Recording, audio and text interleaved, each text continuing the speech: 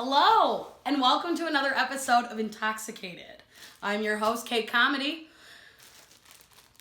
I ate a little bit of a special treat tonight to get me a little caught up. I'm also drinking another red blend this evening. Stand by for about 20 minutes and I'll be back to do our history chat. Hey again. Today, we will be discussing the torturer, rapist, slave-owning, murderer, Christopher Columbus. I'm not really going to talk that much about him because I hate him. So instead, a lot of what I will be focusing on is the Indigenous people. As I said before, I had a special treat. So I will have to be cheating by looking at my notes. Christopher Columbus, it's actually Christopher Colombo. Columbus was Americanized. Chris is in his 40s, they believe. Also, I don't give a shit. People are like, these documentaries are like, was he Italian? Or was he Spanish? Or like, who's his father? Who gives a shit? The guy is terrible. Don't care. Next. He goes to King Ferdinand and Queen Isabella in Portugal.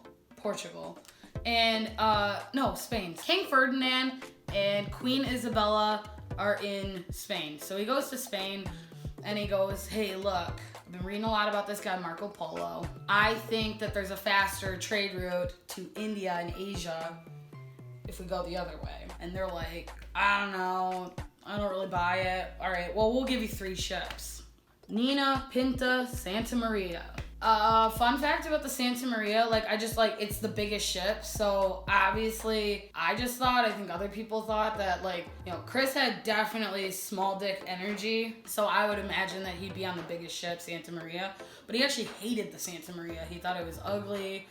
And I just think that's really funny. He wrote on the Nina instead. So they're sailing across. It takes a while, obviously. Obviously, they're not going to find Asia. We all know the fucking story. He sees land on October 12, 1492.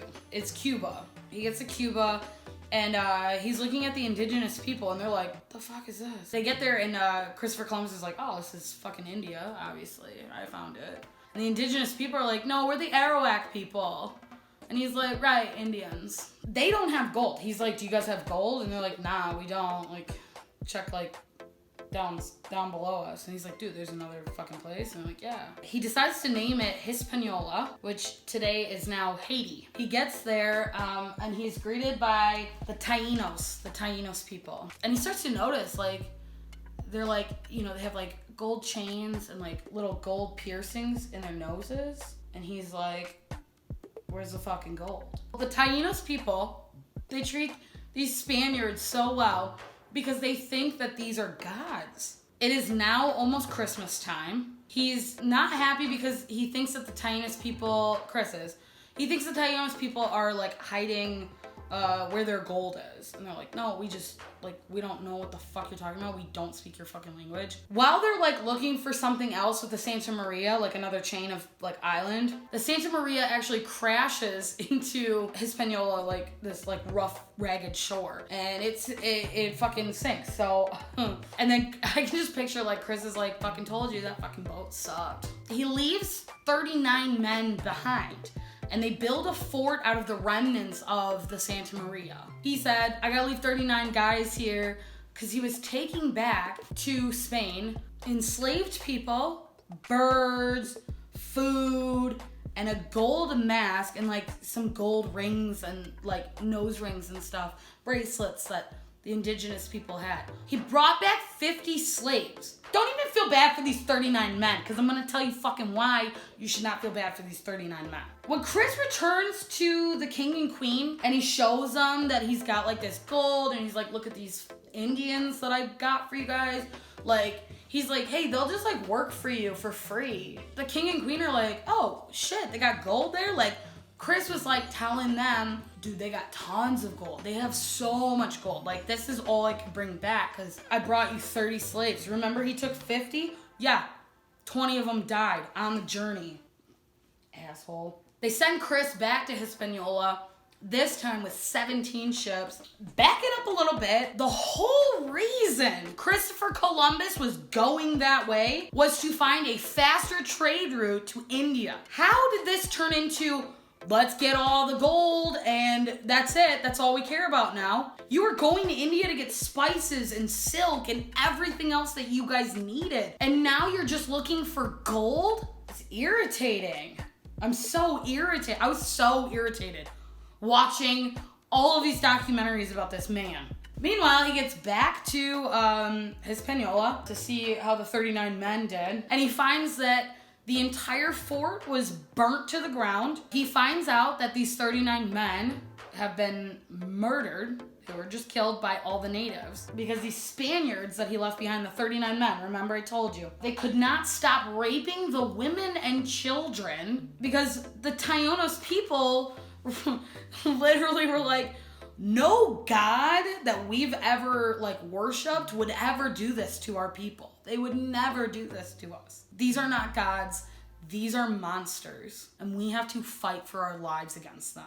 Chris doesn't see it that way. Chris gets pissed. Chris retaliates against the Taínos people by killing people and just enslaving them all to work in gold mines. He starts making these mines around the island to search for gold. They don't have gold. And if they refuse, so if they only brought a little bit of gold for him, he would cut their arms off and let them bleed to death while he laughed. He was raping the women. He was selling young girls as young as 9 into sex slavery. He is Jeffrey Epstein from 500 years ago. I mean, for the sex trafficking, for sure. I don't know if Jeffy Epi killed anybody besides himself. Oh, fuck that guy and fuck Christopher Columbus. Many of the Taínos people, they starved to death. Others died from just hard labor. Many of them just committed suicide because they didn't want to live this life anymore. The Taíno people were beaten, tortured, enslaved, raped, murdered. By 1496, and again, he landed in 1492. By 1496, 70% of the Taínos population was gone. The king and queen, by this time, were like, okay, what's going on? You're not sending a lot of gold back because there's no gold, okay? Chris lied to the king and queen. And so the king and queen are like, we're getting weird vibes from Chris. So they sent a royal investigator to Hispaniola to just check out what's going on. That investigator found that Chris was awful, so awful to the indigenous people. He was also terrible to the Spaniards.